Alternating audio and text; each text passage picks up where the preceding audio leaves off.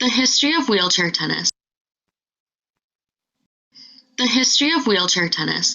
According to Clark 2014, wheelchair tennis was founded in 1976 when Brad Parks and a wheelchair athlete, Jeff Minnenbreaker, decided to give tennis in a wheelchair a try during rehab. It very quickly caught on and became one of the fastest growing wheelchair sports. The NFWT, otherwise known as the National Federation of Wheelchair Tennis, was then created in 1980 and became an official Paralympic sport in 1992 at the Barcelona Games. According to the National Center of Health, Physical Activity and Disability, the equipment that is used in wheelchair tennis is the same equipment that is used in tennis. Therefore, a tennis ball is used, a tennis racket. And with the wheelchair, there is a positioning strap that is also used, that is to be strapped around the thighs to help with security. There are also gripping devices that are used, such as athletic tape or ACE bandages, that can help with the strengthening of the grip to the racket.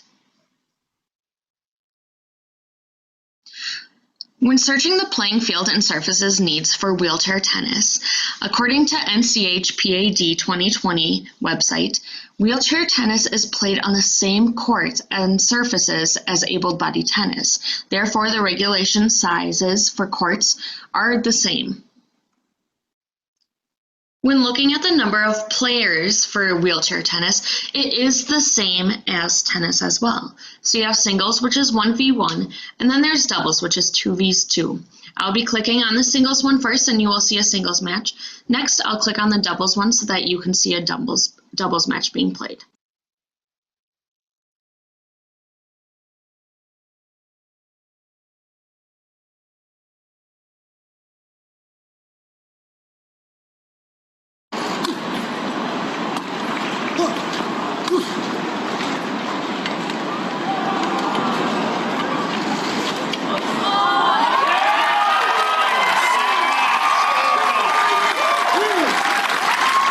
To the response.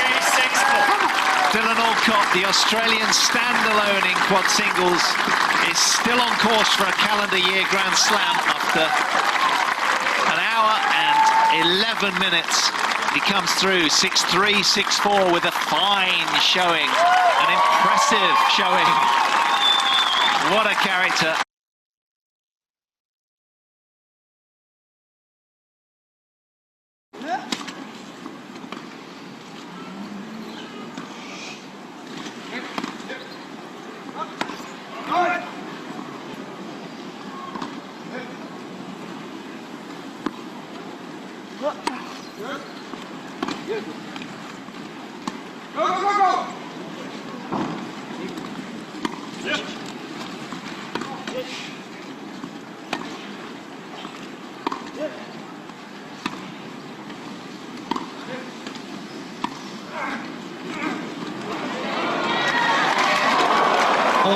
Olsen's come out.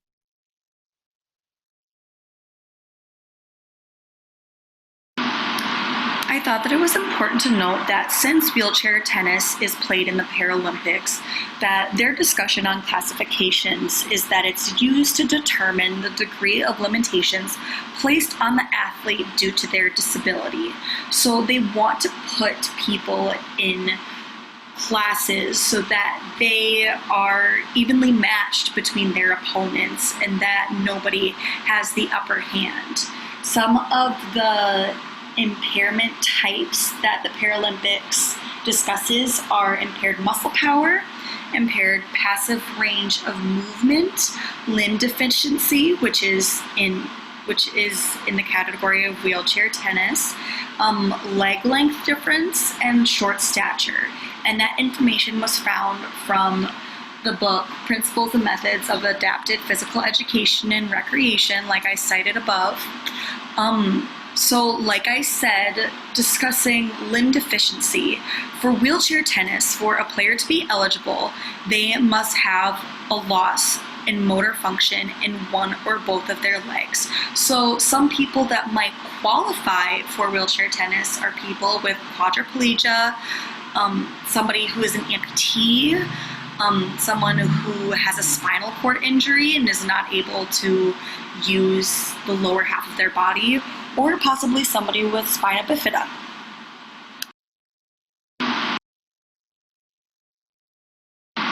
This is a list of the general rules for wheelchair tennis. So the rules for wheelchair tennis are the exact same for regular tennis with a few different rules that pertain to the individual in a wheelchair.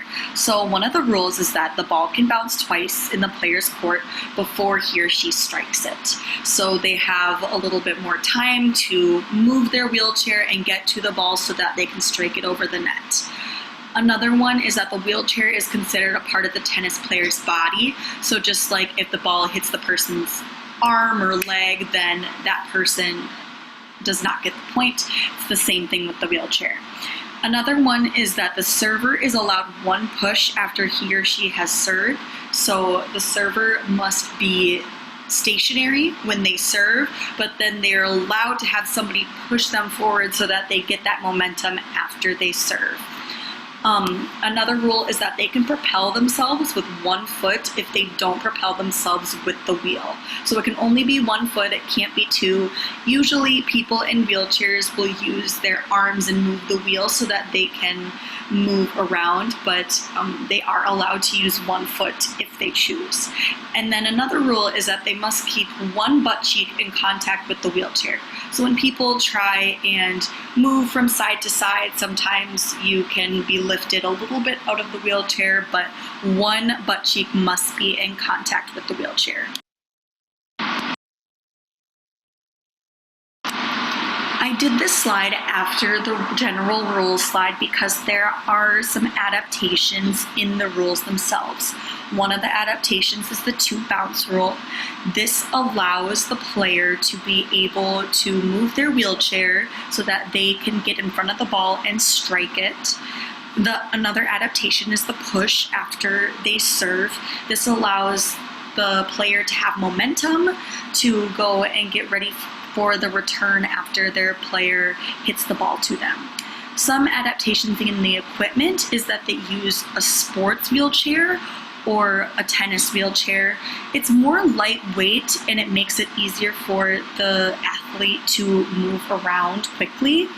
And in the wheelchair, there may be a positioning strap that they can use to secure themselves in the chair so that they don't fall out.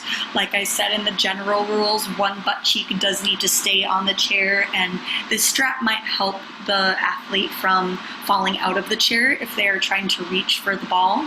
And there are also grip devices that help people who struggle to grip the tennis racket so that they can have a firm grip on it so that they can adequately hit the tennis ball. A lot of the pertinent information that me and Hannah have found in our research on wheelchair tennis has been in the previous slides, but just to clarify that there are different leagues. There's a men's league, there's a women's league, and there's also a juniors league, so there's a variety of ages that are able to participate in wheelchair tennis. And then there are also different types of games. Like Hannah said, when we're talking about the number of players, doubles, there's 2 people on each side of the court, so that would be 4 players, and for singles there's only 1 person on each side of the court, so that would be 2 players altogether. I also thought it was interesting that there is indoor and outdoor tennis. When I think of tennis, I typically think of the outdoor courts, but through my research I saw some really cool indoor facilities that accommodate wheelchair tennis players, so I thought that was also really cool information. As I was watching videos of wheelchair tennis, I came across this screenshot of a video. It was from the Paralympics in 2016 in Rio, and this individual seems to be using an automated wheelchair, so that might be a rule that's included in the Paralympics. And as you can see, the ball is by his foot. What he does to serve is he has the ball on the top of his foot and he kicks it upward and then serves. And I thought that was really creative and an awesome adaptation that he used in order to serve the tennis ball. This is another screenshot that I took from the video from the 2016 Paralympics in Rio. And this is an athlete who has both of his lower limbs amputated. And as you can see, that black strap across his waist is the positioning strap to help him stay in the chair. I wanted to take this screenshot because this is a really powerful serve that I thought was a great demonstration. So if I were to teach students how to do a serve in wheelchair tennis, this is definitely a picture that I would show. I would probably even show this video because I just think that it's a very powerful serve, and you can tell that the athlete is winding up and ready to serve the ball over the net.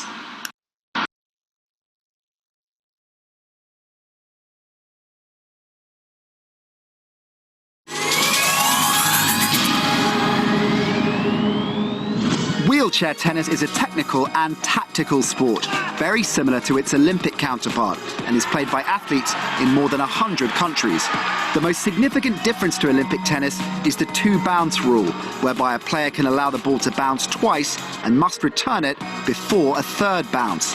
The second bounce can be inside or outside the court boundaries. Matches are the best of 3 sets. The first player to reach 6 games by a margin of 2 wins the set.